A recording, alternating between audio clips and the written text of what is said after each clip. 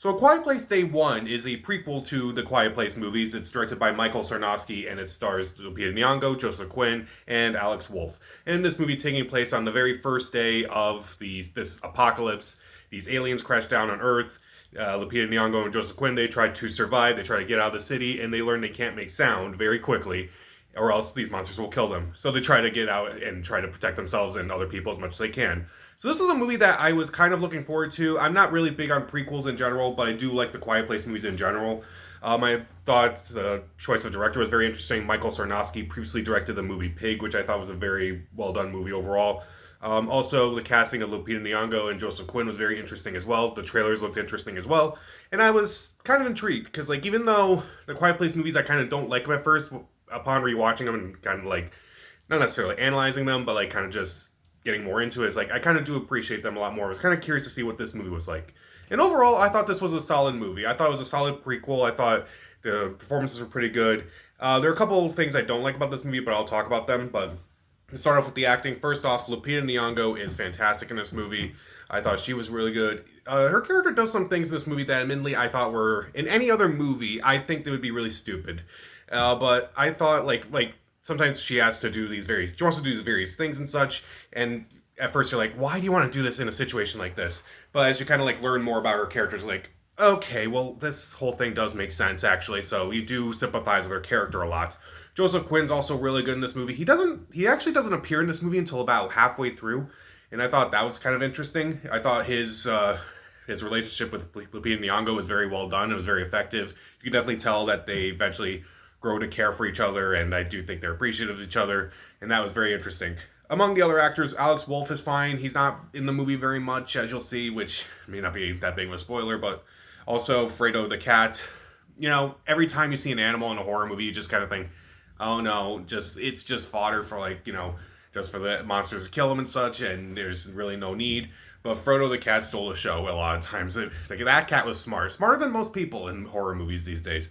And also, I do think the cinematography in this movie is absolutely stunning. At times, it looks absolutely gorgeous. At times, it looks like a war zone, like in the middle of the city and such. Whenever these monsters crash down, it looks very intense. It looks very well done. It has a mixture of like very shaky movements, which I thought was very effective. And also, I also thought the score was very well done as well. Usually, the Quiet Place movies have effective scores because like it's mostly just music and sound. That's just in the movie, hardly any dialogue. This probably has the most dialogue of any Quiet Place movie, given what it's about. And I thought the score was very well done as well. And also, I thought the themes were very interesting. I thought like there weren't a whole lot of themes in A Quiet Place 2, which I kind of thought like in the first Quiet Place was more about parenting and such, which I thought that was very interesting upon rewatching it all these years later. But the themes about like death and like what it means to live and such, and like what gives you hope in life, it's like I thought that was very interesting, especially for a movie like this about the end of the world and such. And again, I think Lupita Nyong'o does that really well in this movie, especially with her character and what she's going through and what she kind of like comes to terms with this movie. It's all very well done, surprisingly. A lot more mature than I would expect from a horror movie in general, but maybe not so from A Quiet Place. And also, the movie, even though this movie has the most dialogue of any Quiet Place movie, it is still effective in the whole show, don't tell idea, where it's obviously filmmakers, ideally, you should show what you're trying to do, not tell people what you're doing. And I think this movie does a very good job at that. Like the first movie did that really well. Quiet Place 2 also did it pretty effectively. And this movie continues that trend, even though there's a lot more dialogue in this movie than there were than the other two movies.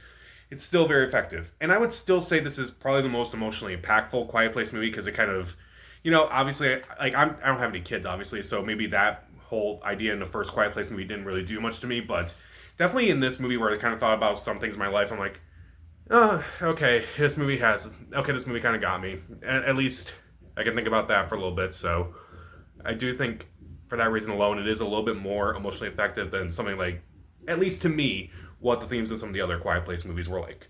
But the things I don't like in this movie, they're not bad by any means, but they kind of just bring the movie down a little bit. First off, there's a lot of pacing issues, I feel like. The movie is just a little over an hour and a half long, which that's fine. That's how long the other two movies were. But you can kind of feel the pacing a little bit in this movie. You can definitely feel like it's just kind of taking a while. They kind of like do some things over and over again in this movie. And I feel like it kind of just drags the movie out for a little bit. And also, I would admit there's not a lot of scares in this movie. There are a lot of jump scares in this movie. There's like one moment where it's like one of the characters is dreaming at one point and a monster appears, and that's it.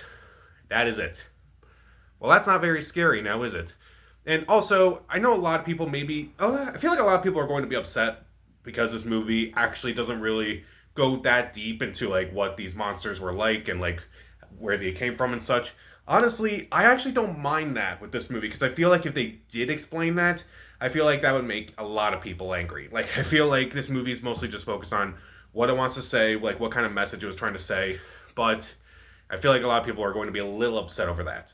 But I still thought this was a pretty effective movie overall. I do kind of want to see like more of what other people kind of went through during this whole thing. Like obviously we saw, the family in the first two movies. We saw Lupita Nyong'o in this movie. So I'm kind of curious to see like what other people would have been like in this situation, what other kind of life lessons we can kind of take from it.